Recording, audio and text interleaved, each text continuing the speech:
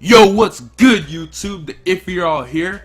I just stayed up making this video 4 times over, basically. So I'm trying extra hard to stay alive, alert, awake, enthusiastic for this video. And just overall not pissed. Today, I'm gonna be sharing my initial impressions on the Division beta. Let's go!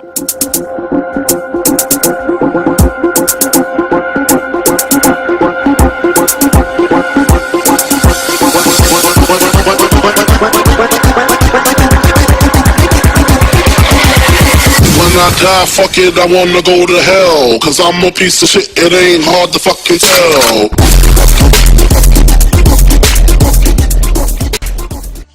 Alright, so I want to add a preface and a disclaimer to this video.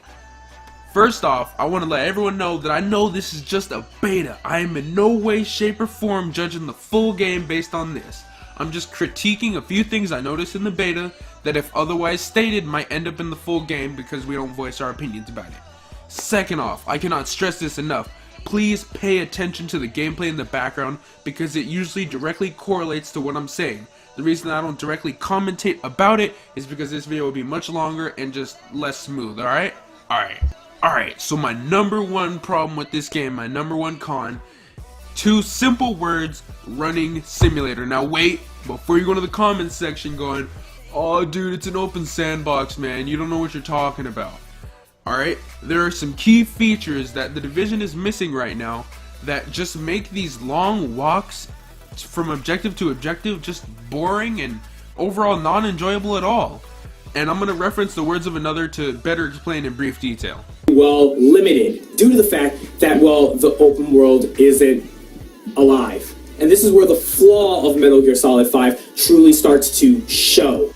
So that was a clip from one of my favorite YouTubers, Ethos, basically saying that Metal Gear Solid's open world feels empty because of the lack of interaction. And while he was speaking mainly from a side mission perspective, the same can be said for the Division from an hostile NPC perspective. I was told when I spawned in that the city was on its last legs, we were about to pull out, the JTF was in trouble, and I was here to help take back the city. Instead, I can do multi-kilometer treks through the city without even finding a single enemy. Welcome to Hudson Piers! I'm not sure what you're looking to get out of this. Everything behind this gate is a goddamn war zone. We left base this morning. Feast on radio silent by tomorrow. There's talk of pulling out. No one's pulling out. Taking this city back. Now, I'm not saying that there was no hostile interaction whatsoever.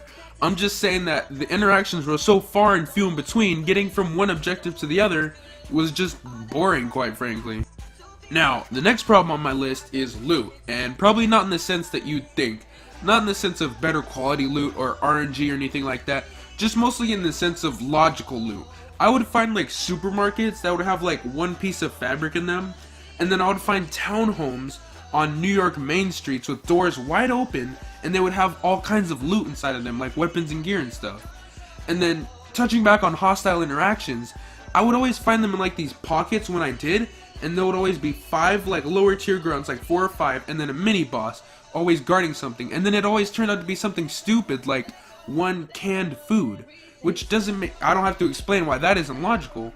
Now, if they were guarding a bunch of shitty gear, like it's not even about the quality, if they were guarding a bunch of shitty gear, that would make sense, seeing as they're an independent militia that will get anything they can to combat the heavily armed JTF. So, this next problem is one I didn't take seriously when I originally heard it, and that is the health of the enemies.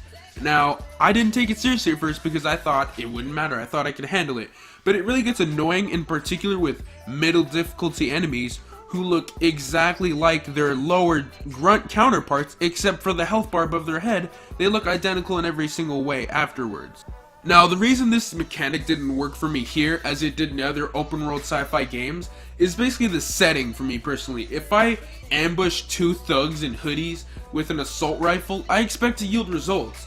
And not the type of results that include him looking at me, coming to the realization that he's getting shot in the face, whip out a Tech 9 and then blow me away.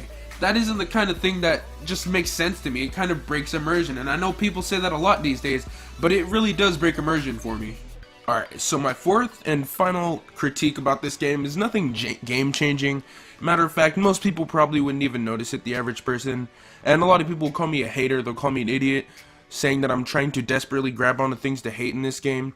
But The truth is, whenever I can't jump over certain objects, in particular buildings, it makes me feel trapped, and I try not to use these words a lot, but it really does break immersion for me, almost like someone's holding my hand, telling me, no Timmy, don't jump off that, you're not allowed to. And it just ruins the game flow for me. So those are my main problems with the PvE aspect of things. Bad news, they exist. The good news, they can be remedied easily by Ubisoft before release. So first, more hostile interactions, make the open world feel alive and not like I'm traveling through an empty ass city. Next, loot, make it more logical, not better per se, just logical, makes sense. Next, health of middle class PvE enemies, make it so that there's discernible from lower class and from higher class enemies so I don't just have a health bar coming at me absorbing bullets. Next, mantleable objects, let people mantle over things that they would normally mantle over, doesn't matter if they would fall to their death if they did so, let them do it so they don't feel like they're having their hand held. So those are my initial impressions about the PvE aspect of The Division. If you want to see the PvP initial impressions, click the annotation right here or the link in the description.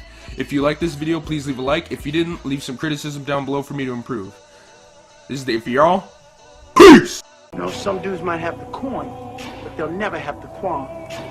What is... It means love, respect, and the dollars too, the entire thing.